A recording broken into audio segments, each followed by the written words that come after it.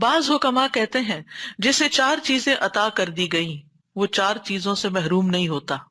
Number ایک، جسے شکر گزاری کی توفیق دے دی گئی اسے مزید ملنے سے محروم نہیں کیا جاتا۔ سبحان اللہ، یعنی اس کو مزید نعمتیں ملتی چلی جائیں گی جب تک وہ شکر گزار ہوگا۔ نمبر دو، جسے توبہ کی توفیق دے دی گئی اسے اس کی قبولیت سے محروم نہیں کیا جاتا۔ نمبر تین، جسے استخارہ کرنے کی توفیق دے دی گئی اسے بہتری سے محروم نہیں کیا جاتا۔ اور نمبر چار، جسے مشورہ کرنے کی توفیق دے دی گئی وہ درست بات سے محروم نہیں کیا جاتا۔ اگر ہماری زندگی میں ناکامیاں ہیں تو وہ ہمارے اپنے کیے کی وجہ سے ہیں۔ ہم نے ان چیزوں پر عمل نہیں کیا، ہم نے خود کوشش نہیں کی پوری جیسی کوشش کا حق ہے، ہم نے لوگوں سے مشورہ نہیں کیا جیسے مشورہ کرنے کا حق ہے، ہم نے اللہ سے مدد نہیں مانگی، توبہ نہیں کی، استغفار نہیں کی جیسے کرنے کا حق ہے، ورنہ کبھی بھی ناکام نہ ہو۔ اللہ سبحانہ وتعالی دنیا اور آخرت کی خیر عطا کرتا ہے ایسے بندوں کو۔ یہ عقل مند ہونے کی نشانی ہے، سمجھدار ہونے کی نشانی ہے۔ استخارہ کن چیزوں میں کیا جا سکتا ہے؟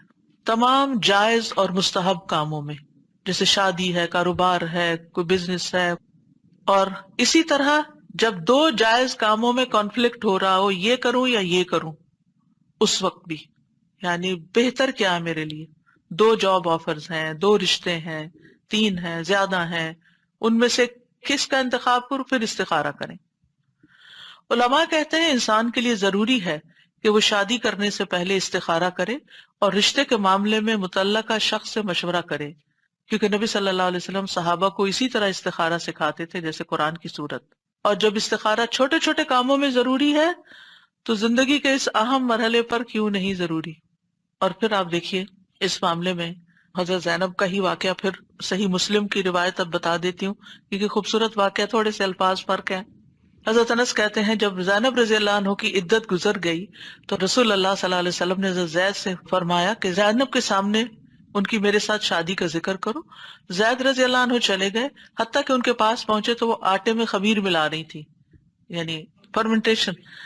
تو اس سے یہ پتہ چلتا ہے کہ خمیری روٹی کھانا جو ہے اور فرمنٹیشن کرنا جو ہے آٹے کی، وہ اس کے فائدے کو بڑھا دیتا ہے۔ ٹھیک ہے، بہرحال تو زید کہتے ہیں جب میں نے انہیں دیکھا میرے دل میں ان کی عظمت بیٹھ گئی کہ اب یہ اللہ کے رسول صلی اللہ علیہ وسلم نے ان کو پیغام دیا ہے، حتیٰ کہ میں ان کی طرف نظر بھی نہ اٹھا سکتا تھا کیونکہ رسول اللہ صلی اللہ علیہ وسلم نے ان سے شادی کا ذکر کر دیا تھا۔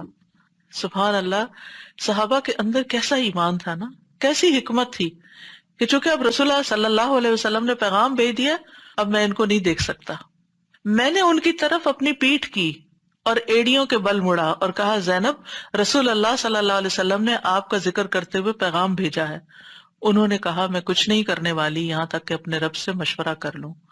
چنانچہ وہ اپنی نماز کی جگہ پر، مخصوص جگہ تھی ان کی نماز کی، وہاں جا کر کھڑی ہوئی اور قرآن کی آیات نازل ہو گئیں۔ فَلَمَّا قَضَى زَيْدٌ مِّنْهَا وَطَرًا زَوَّجْنَاكَهَا، اللہ تعالیٰ نے اپنے اوپر لیا، ہم نے آپ کا نکاح ان سے کر دیا۔ تو اس سے پتہ چلتا ہے کہ مرد بھی استخارہ کرے گا تو عورت بھی استخارہ کر سکتی ہے۔ حضرت زینب نے استخارہ کیا، یعنی اس واقعے سے ایک اور بات یہ پتہ چلتی ہے۔ اور حرام اور مکروہ کاموں میں استخارہ نہیں کرنا چاہیے، یعنی غلط کام کے لیے، چوری کرے کہ نہ کرے۔ اسی طرح واجبات میں استخارہ نہیں کرنا چاہیے۔ واجبات کیا ہیں کہ جیسے والدین کی خدمت، ان کے ساتھ احسان واجب ہے، تو اب کوئی استخارہ کرے کہ میں ماں باپ کی ملاقات کے لیے جاؤں کہ نہ جاؤں اور میں ان کی خدمت کروں کہ نہ کروں، یہ استخارے کی چیز نہیں ہے۔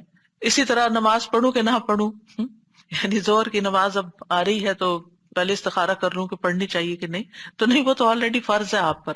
یعنی استخارہ ان کاموں میں کیا جاتا ہے جن کے بارے میں بندے کو ان کے درست ہونے اور نفع مند ہونے کا صحیح پتہ نہ چلے کہ واقعی میرے لیے ٹھیک ہے یا نہیں۔ جہاں تک عبادات کا تعلق ہے، واجبات کا تعلق ہے، ذمہ داریوں کا تعلق ہے، میں اپنے بچوں کی ٹیک کیئر کروں کہ نہ کروں، ان میں استخارہ نہیں ہوگا، یہ تو آپ کو کرنا ہی کرنا ہے۔